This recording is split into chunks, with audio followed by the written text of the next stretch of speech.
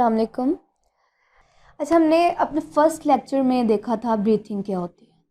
ठीक है, आप लोग जिन्होंने मेरे फ़र्स्ट 2 लेक्चर्स नहीं देखे वो देख सकते हैं। अगर वो देखेंगे तो ये लेक्चर ज़्यादा अच्छे से समझ आ जाएगी। ठीक है, अब ब्रीथिंग हमने क्या देखा था, ये फ़िज़िकल मूवमेंट्स होती हैं। फ़िज़िकल मूवमेंट्स हैं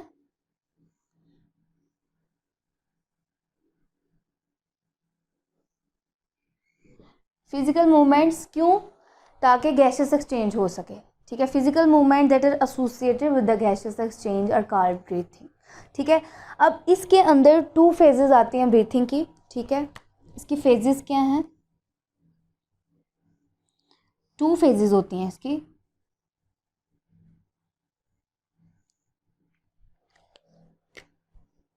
number 1 is inspiration and it is also known as inhalation. Exam में इनमें से कोई से एक वर्ड से वो आपको क्वेश्चन पूछ सकते हैं, तो इसलिए आपने दोनों याद रखने हैं। ठीक है, वो कंफ्यूज करने के लिए वो कभी इनहेलेशन भी पूछ लेते हैं, कभी इंस्पायरेशन भी पूछ लेते हैं, इसलिए आपने दोनों नाम याद रखने हैं, इंस्पायरेशन एंड इनहेलेशन। ठीक है, तो सबसे पहले हम इसको देख लेते हैं। इंस्पायरेशन जो है और दूसरी इसकी जो है वो है एक्सहेलेशन और एक्सपायरेशन।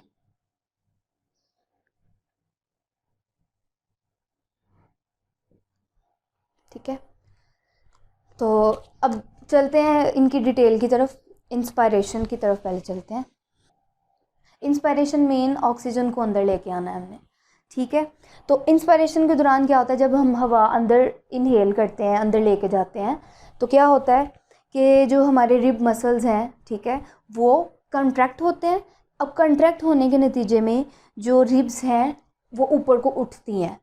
ठीक है, ऊपर उठती हैं। अब इसको हम लिख लेते हैं कि इंस्पायरेशन में क्या होता है कि जो रिब मसल्स हैं, रिब के ऊपर जो मसल्स पाए जाते हैं, रिब के अंदर पाए जाते हैं मसल, उनको रिब मसल्स कहते हैं। और दूसरे नाम में उसको हमने क्या देखा था, उसको इंटरकॉस्टल मसल भी कहते हैं। ठीक है, तो रिब मसल जो हैं वो उन्होंने कॉन्ट्रैक्ट किया था। ठीक है, सिकुड़ गए थे, और इनके कॉन्ट्रैक्शन के रिजल्ट में जो रिब्स थी वो रेज हो गई थी, ऊपर को उठ गई थी। ठीक है, अब ये 2 टर्म्स देखी हमने। नेक्स्ट जो टर्म है वो ये है कि अब जब ये कॉन्ट्रैक्ट हो रहे हैं, रिब्स रेज्ड हो रही हैं, तो एट द मोमेंट क्या होता है, जो डायफ्राम है, जो डायफ्राम लंग्स के बिलो में पाया जाता था, ठीक है, जो थिक मस्कुलर स्ट्रक्चर था, उसमें क्या चेंजिंग आती है,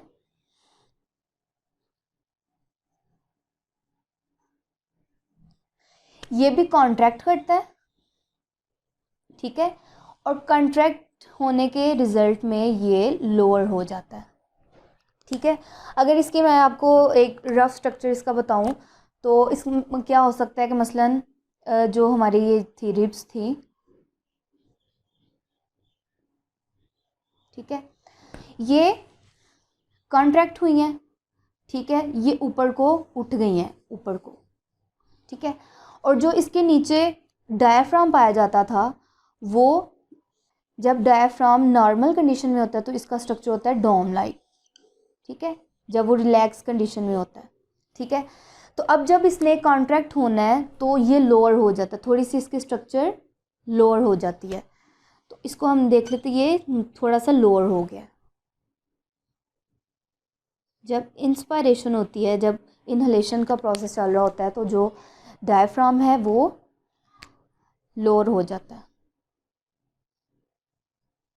रिब मसल्स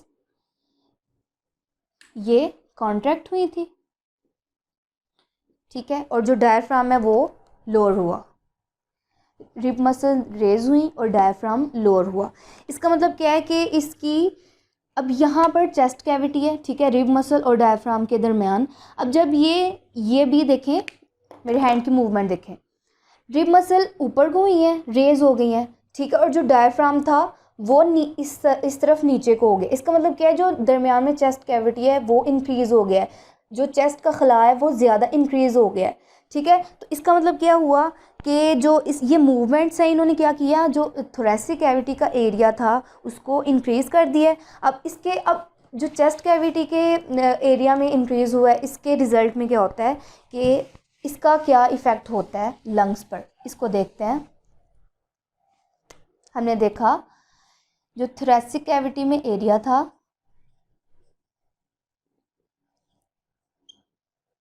ये इंक्रीज़ हो गया था, ठीक है। अब देखें, अब लंग्स दरमियान में थोरेसिक कैविटी जो है वो इंक्रीज़ हो गया, इट मीन्स रिब मसल भी लंग्स से दूर हो गई हैं, ठीक है, और जो डायफ्राम है वो भी उससे नीचे को हो गया। इट मीन्स कि लंग्स के इर्द गिर्द इर्द गिर्द कोई भी ऐसा स्ट्रक्चर नहीं है जो उसके ऊपर प्रेशर एक्सर्ट कर सके, ठीक है। लंग्स में वैसे तो उसके इर्द गिर्द उसके ऊपर नीचे स्ट्रक्चर्स होते हैं। लंग्स की बैक साइड पे बैकबोन होती है, फ्रंट साइड पे उसके रिब होते हैं, दोनों साइड पे उसके रिब केज होते हैं, ठीक है। तो इट मीन्स कि नॉर्मल कंडीशन में लंग जो है हर तरफ से सराउंडेड होता है, ठीक है। लेकिन in the case of inspiration जब रिब रेज होती हैं, डायफ्राम लोअर हो जाता है और थोरेसिक कैविटी इंक्रीज़ हो जाता है, तो लंग्स पर जो प्रेशर है वो क्या होगा, रिड्यूस हो जाता है। इस पर जो प्रेशर है वो रिड्यूस हो जाएगा,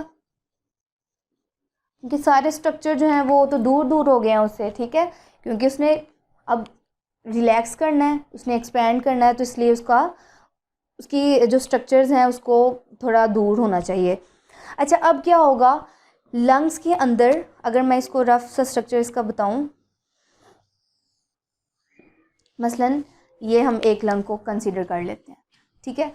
मैंने कहा कि लंग के अंदर प्रेशर रिड्यूस हो गया और बाहर लंग से बाहर जो प्रेशर है वो ज़्यादा हो गया। अब हम रूल पढ़ते हैं, डिफ्यूजन के रूल में भी क्या होता है कि ये ऐसा प्रोसेस है जिसके अंदर मटेरियल की मूवमेंट हायर कंसंट्रेशन से लोअर कंसंट्रेशन में होता है। इट मीन अब इस रूल के मुताबिक जो प्रेशर बाहर ज़्यादा प्रेशर है, तो यहाँ क्या होगा कि हवा जो है वो बाहर से अंदर की तरफ मूव करेगी। तो इसका मतलब क्या हुआ, as a result of moving air from outside into the air, तो लंग्स के अंदर जो प्रेशर है वो ज़्यादा हो जाएगा। तो इसकी वजह से जो लंग्स के अंदर जो है लंग्स एक्सपैंड हो जाएंगे, लंग्स एक्सपैंड हो जाएंगे, फूल जाएंगे, ठीक है। जब बलून में हम हवा भरते हैं तो वो एक्सपैंड हो जाता है, इसी तरह इसके केस में भी क्या होगा, जब बाहर से हवा अंदर आएगी तो लंग्स एक्सपैंड हो जाएंगे, ठीक है। अब क्या होगा, जो बाकी एयर है, ठीक है, वो अंदर आएगी। अब अंदर क्यों आएगी, ताकि प्रेशर को इक्विलाइज कर दिया जाए, ठीक है। तो ये था इंस्पायरेशन के बारे में। अब दूसरी टर्म है जो फेज़ है वो है एक्सपायरेशन, वो बिल्कुल इसके इन्वर्ट। इसका हम रफ इसका डिफरेंस भी देख लेते हैं दोबारा से।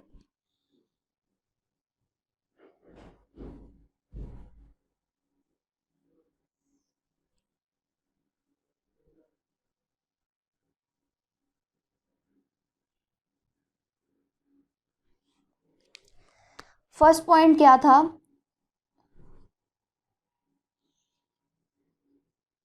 रिब मसल्स कॉन्ट्रैक्ट हुए थे, ठीक है, और उसके कॉन्ट्रैक्ट होने के रिजल्ट में रिब्स रेज हो गई थी, ठीक है। अब यहाँ पर क्या होगा, रिब मसल्स जब हम हवा बाहर एक्सहेल करते हैं, जब कार्बन डाइऑक्साइड को हमने बाहर निकालना है, तो रिब मसल रिलैक्स हो जाएंगी, अपनी ओरिजिनल पोजीशन पे जब आती हैं तो वो रिलैक्स हो जाती हैं, ठीक है। अब यहाँ पर देखा हमने डायफ्राम लोअर हुआ था, ठीक है। अब इस केस में डायफ्राम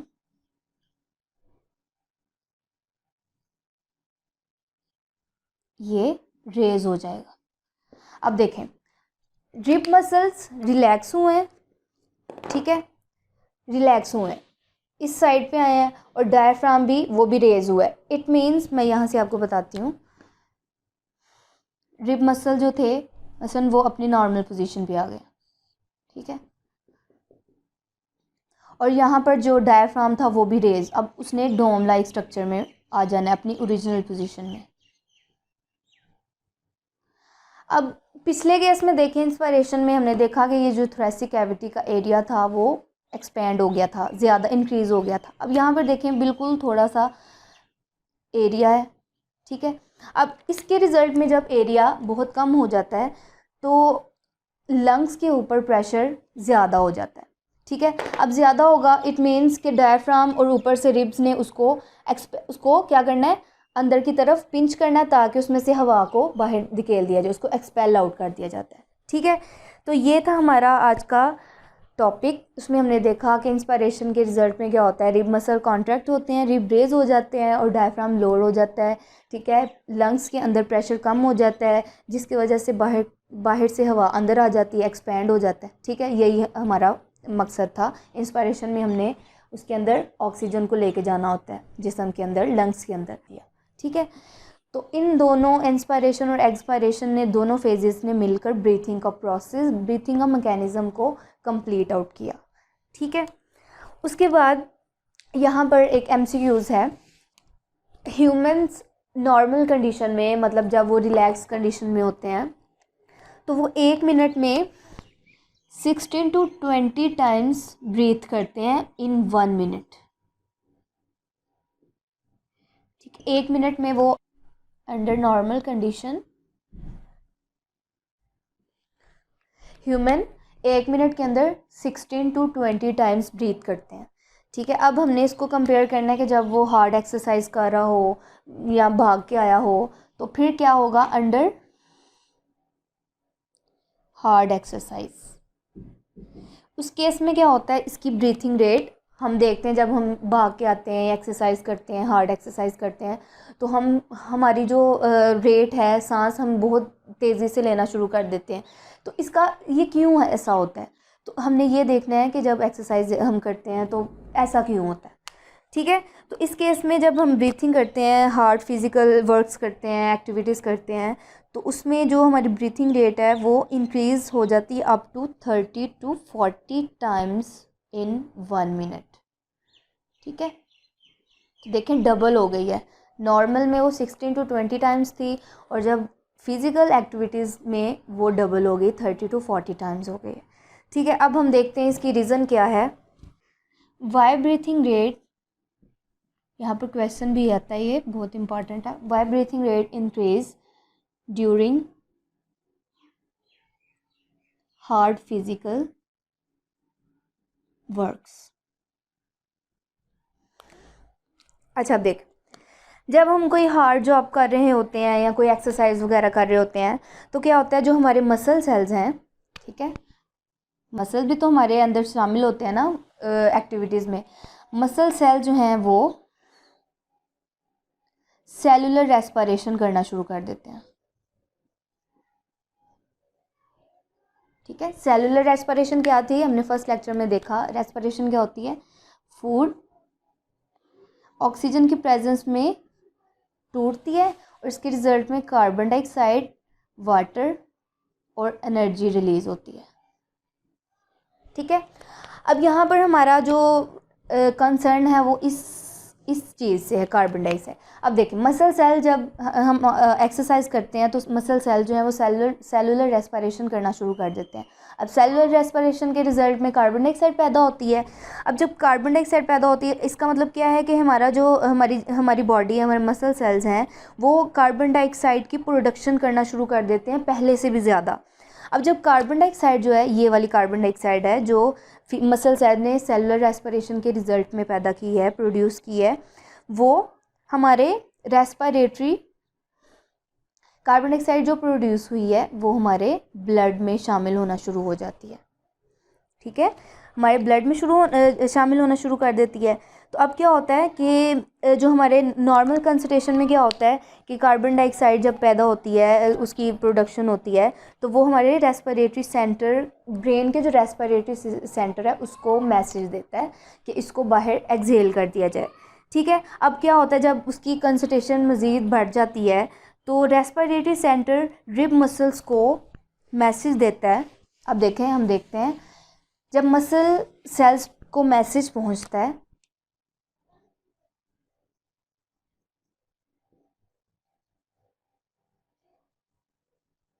उसको मैसेज क्या आता है कि रेट जो ब्रीथिंग का रेट है उसको इंक्रीज कर दो। ठीक है, मसल सेल को ब्रेन मैसेज देता है, ब्रेन मसल सेल को मैसेज देता है कि रेट ऑफ ब्रीथिंग इंक्रीज कर दो।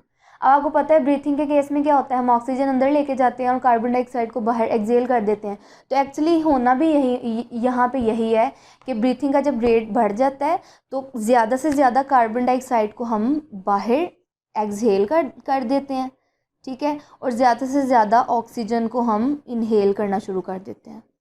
ठीक है, हम सांस भी लंबे लेने शुरू कर देते हैं, हम सांस भी कहते हैं सांस फूल गया है, लंबे सांस लेने शुरू कर देते हैं। इसका मतलब है ऑक्सीजन को हम ज़्यादा से ज़्यादा अंदर लेके जाते हैं और कार्बन डाइऑक्साइड को हम बाहर एक्सहेल कर देते हैं। ठीक है, तो यही इसका आंसर था कि रेट क्यों बढ़ता है, ताकि जो कार्बन डाइऑक्साइड मसल सेल ने सेलुलर रेस्पिरेशन के रिज़ल्ट में पैदा की थी उसको ब्रीथिंग के थ्रू उसको बाहर एक्सहेल कर दिया जाए।